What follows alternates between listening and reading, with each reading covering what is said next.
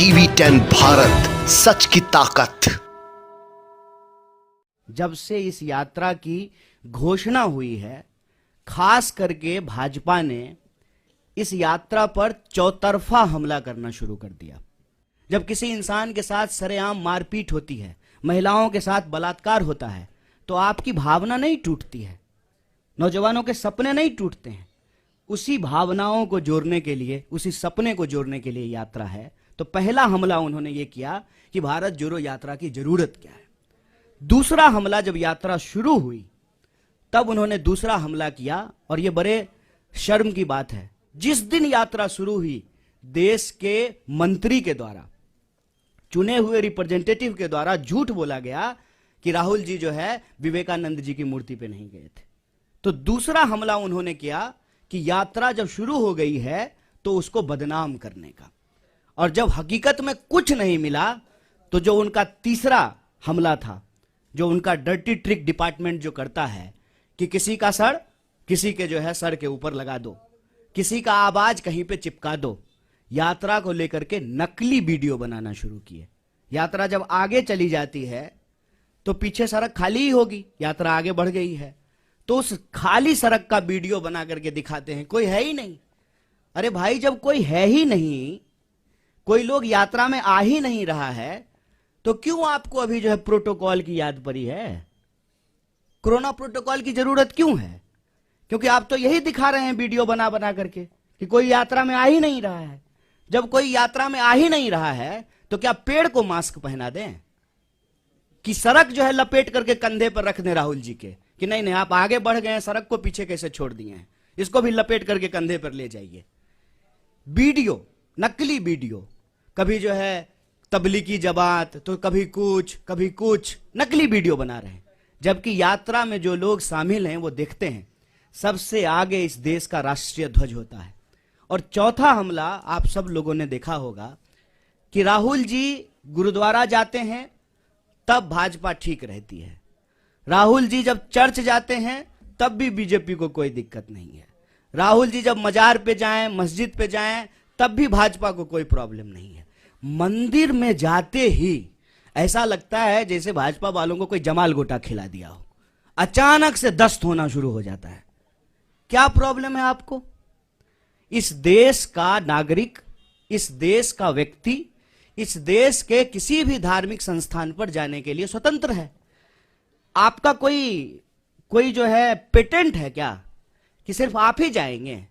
और नियम, कायदे, कानून, ओम का चादर सीधा है, ओम का चादर उल्टा है, और ये वो लोग बोल रहे हैं जो गुफा में चश्मा लगा करके ध्यान करते हैं। ये जो चल रहा है, इससे मैं बस एक अर्थ निकालता हूं कि इन्होंने बहुत कोशिश की कि इस यात्रा को इग्नोर किया जाए। इनसे इग्नोर नहीं हो पा रहा है। बहुत प्रयास किया, बहुत समझाया अपने कार्यकर्ताओं को कि यात्रा गुजर जाए, बिल्कुल खिड़की दरवाजा बंद कर लेना।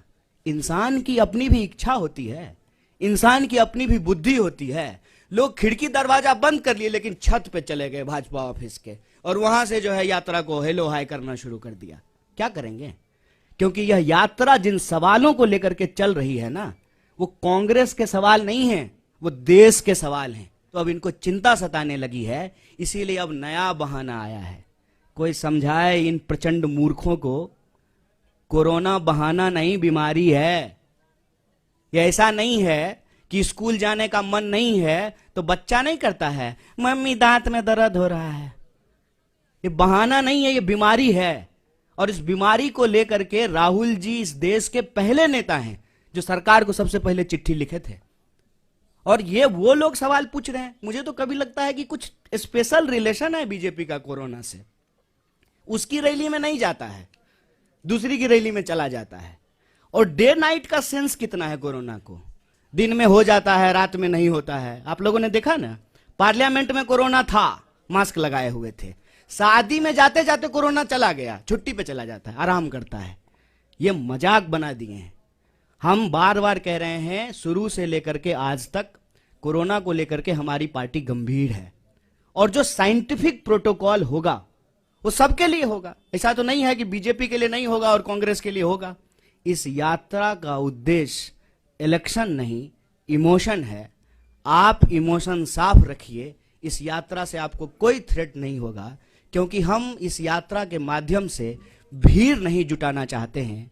हम चाहते हैं कि इस देश के नागरिक अपने सवालों को लेकर के, नागरिक, भीड़ नहीं, अपने सवालों को लेकर के इस यात्रा में शामिल हो। और यह यात्रा जिस तरह से कन्याकुमारी से चली है, यह यात्रा कश्मीर तक जाएगी, यही हम लोगों को उम्मीद है। और आप लोग सब अपने तरीके से इस यात्रा में शामिल हो रहे हैं, जुड़ रहे हैं। एक बार फिर से आपको बहुत बहुत धन्यवाद। जो मैं भाजपा के ऊपर अपना समय न कभी नहीं बर्बाद करूंगा साहब।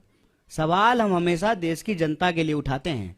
रोजी का सवाल, रोजगार का सवाल, भर्ती का सवाल, किसान का सवाल, मुआवजा का सवाल, महिला सुरक्षा का सवाल, सामाजिक न्याय का सवाल, हम ये उठाते हैं सवाल।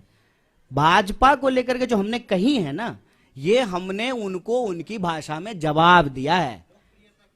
लोकप्रियता तो आपकी भी कृपा है साहब। मैं इस पे बोलना नहीं चाहता हूँ। जयराम सर, एक क्वेश्चन आपसे है सर बिकॉज अच्छा, तो इसमें एक बात बताइए कि राहुल जी से अगर बीजेपी को फायदा हो रहा है तो बीजेपी भारत रत्न क्यों नहीं दे देती है राहुल जी को?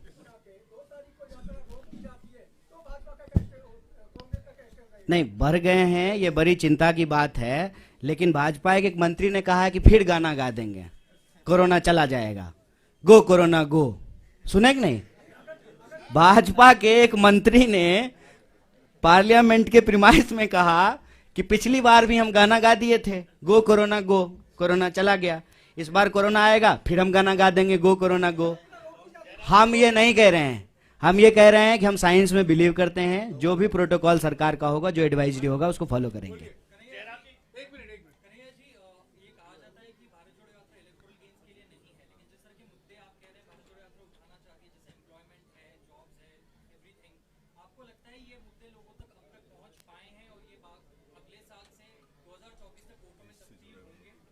देखिए, हमारी कोशिश तो यही है कि इस देश में सकारात्मक राजनीति हो, पॉजिटिव पॉलिटिक्स हो, क्योंकि उस पॉलिटिक्स में का फायदा ये होगा कि हार जीत किसी की हो, लेकिन उससे लोगों को फायदा होगा।